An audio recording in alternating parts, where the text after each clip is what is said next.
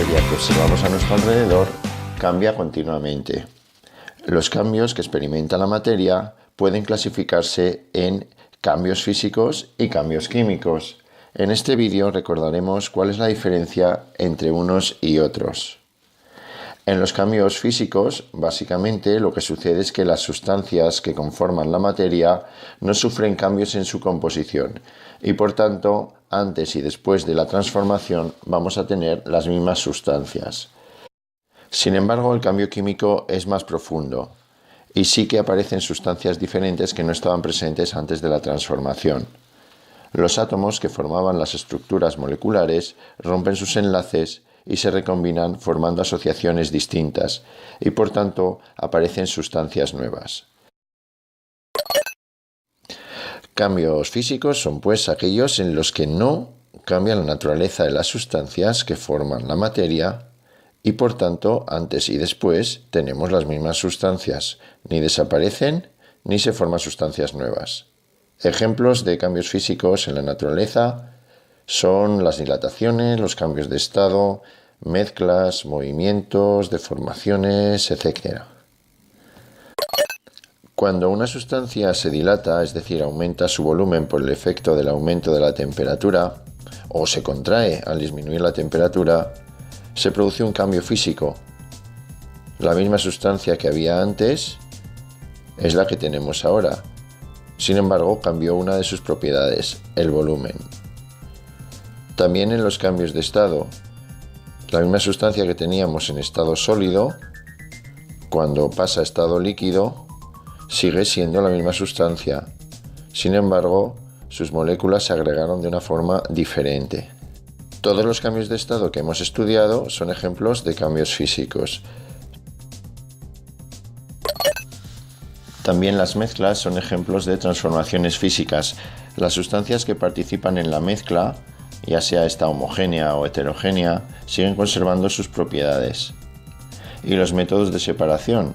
Las mezclas pueden separarse y recuperar sus componentes de manera individual mediante procedimientos físicos que habíamos estudiado, tales como la decantación, destilación, cromatografía, filtración, etc. Cuando un objeto se mueve, sucede un cambio físico. No cambian las sustancias que forman parte de la materia, del objeto, y lo único que sucede es que varía su posición, que es una de las propiedades del objeto. Y lo mismo cuando éste se deforma. Al estirar una goma o un resorte, no cambiamos la composición de éste y las mismas sustancias que había antes de la deformación son las que hay ahora cuando éste está deformado. En el cambio químico sí que cambia la naturaleza de las sustancias que forman la materia. Durante un cambio químico, una o más sustancias se convierten en nuevas sustancias. Las sustancias que hay antes y después del cambio no son las mismas. Las nuevas sustancias, que llamamos productos, tienen propiedades desde el punto de vista físico y desde el punto de vista químico totalmente distintas a las sustancias que teníamos al principio, que llamaremos reactivos. Decimos que se ha producido una reacción química. Reacción química y cambio químico son sinónimos. Ejemplos de cambios químicos son la oxidación, la corrosión, las combustiones, etc. Como veremos más adelante, lo que en realidad ocurre en un cambio químico es que los átomos que forman parte de las moléculas de los reactivos se recombinan y forman moléculas diferentes que corresponden a sustancias distintas. En estos ejemplos que vemos en las imágenes, oxidación y corrosión, una de las sustancias de partida de los reactivos es el oxígeno, el gas oxígeno que está presente en la atmósfera. En ambos casos lo que ha ocurrido es que el gas oxígeno ha reaccionado, se ha combinado con las diferentes sustancias que formaban parte de la tubería, en el caso de la derecha, o de la manzana, formando nuevas sustancias. El indicio que nos permite adivinar que se ha producido una reacción química es en este caso el cambio de color. Las combustiones son también reacciones químicas en las que interviene el oxígeno. Otro de los reactivos, que es el que llamamos combustible, que es el que se quema, puede ser la madera, puede ser metano, propano, un gas, un papel, etc. Se combina con el oxígeno de la atmósfera y se desprende CO2, agua y una cantidad de energía en forma de luz y de calor. El caso que vemos en la izquierda es el caso de la desnaturalización de las proteínas de la clara del huevo.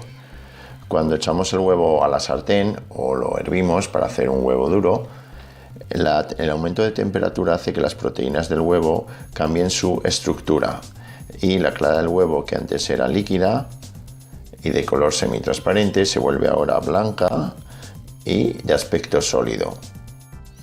Aunque no tengamos unos conocimientos profundos de química, el cambio de coloración que se ha producido y el cambio de las propiedades de las sustancias son indicios suficientes para concluir que se ha producido un cambio químico.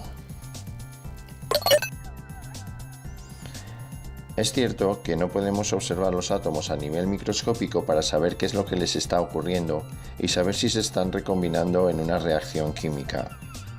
Pero sí que podemos estar atentos a nivel macroscópico a los siguientes indicios que se producen en la materia. Si se produce alguno de ellos, casi seguro que estaremos ante un cambio o reacción química. Por ejemplo, los cambios de color, como era el caso de la manzana pelada que se oxidaba o de las tuberías u objetos metálicos dejados a la intemperie. La aparición de sustancias nuevas. Cuando mezclamos sustancias o disoluciones líquidas, la aparición de estas sustancias nuevas puede ser en forma de burbujas, si el producto era gaseoso, que escapan del líquido, o a veces en forma de sólidos, que si son menos densos que la mezcla líquida, quedarán flotando en la superficie, pero si son más densos, terminarán cayendo al fondo, formando un precipitado. La variación de temperatura cuando se ponen en contacto dos sustancias distintas es también un síntoma o un indicio de que se está produciendo una reacción química. A veces las reacciones químicas son exotérmicas y se expulsa calor, o a veces son endotérmicas y se absorbe calor. Las reacciones exotérmicas con mucha frecuencia van acompañadas también de emisión de luz. Es el caso de las combustiones, en las cuales se desprende luz y calor.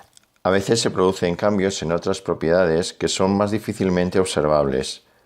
Por ejemplo, se produce una variación en el pH de la disolución, en la acidez del medio, o aparecen olores característicos que antes no había, que corresponden a las nuevas sustancias que se han formado, o se produce variación en las propiedades ópticas de la sustancia o en las propiedades magnéticas, etc.